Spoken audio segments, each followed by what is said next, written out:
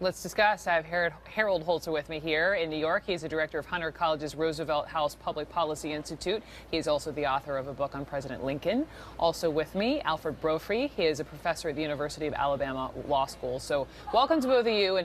And Harold, just going off of what the president just said, I mean, just being historically accurate and having a correct argument. You know, he's referencing General Lee, who led the Confederate Army in the Civil War to try to break apart the country versus the first and third presidents of the United States. Is that a valid argument? Should he be conflating those leaders? Well, two words that you've been using a lot this week: false equivalency. False equivalency. The founders, especially the Southern founders, were flawed by our standards and by the standards of many at the time.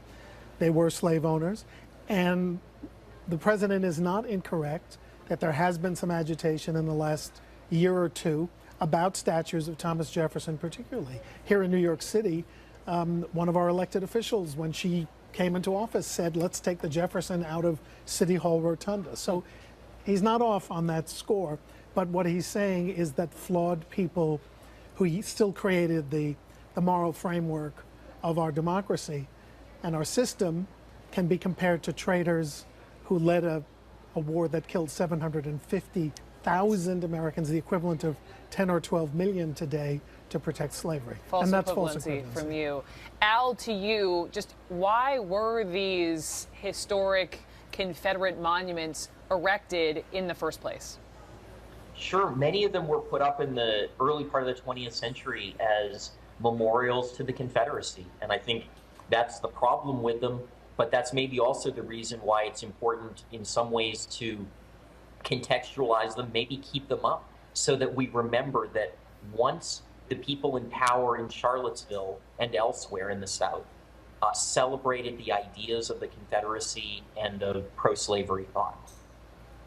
So here's someone who obviously entirely disagrees with these sorts of, monuments and with the president, Killer Michael Render, who had this to say on Instagram.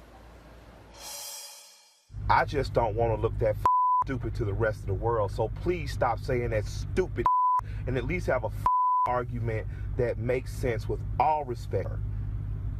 Don't cheer for the team that was trying to break up the country that you're now in charge of leading.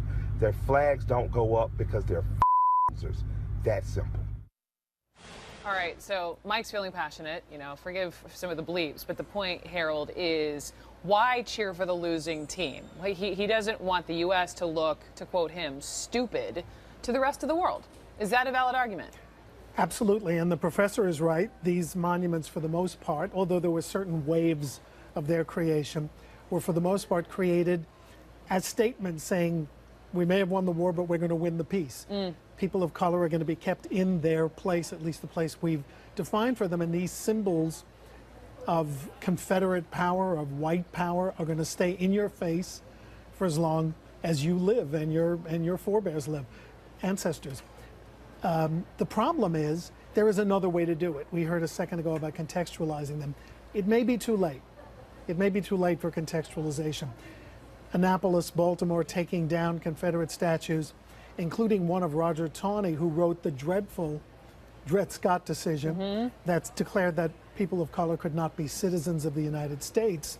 However, a few years ago, what the people of Annapolis did is erect a statue right next to Taney of Thurgood Marshall, who joined the Supreme Court that Roger Taney despoiled by giving that horrendous decision. So there is a way to have responding statues. In Richmond, the statues of Lee, Davis. I keep thinking of Monument Avenue. Yeah, Monument Totally. Avenue. And where does it end now? With Arthur Ashe in Monument Avenue. That was the reply to the, by the way, that's a real issue because Monument Avenue statues are great works of art, unlike some of the others that we're talking about.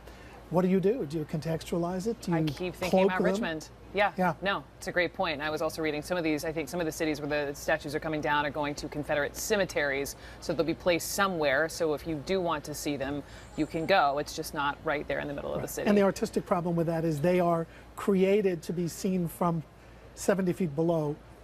If they're in your face, they're going to look like cartoons, but, maybe better than destroying them. That's why I wanted to talk originally to the mayor of Richmond. We'll follow up. Harold, thank you so much. And Al, thank you as well on that. Coming up here on CNN, some New Yorkers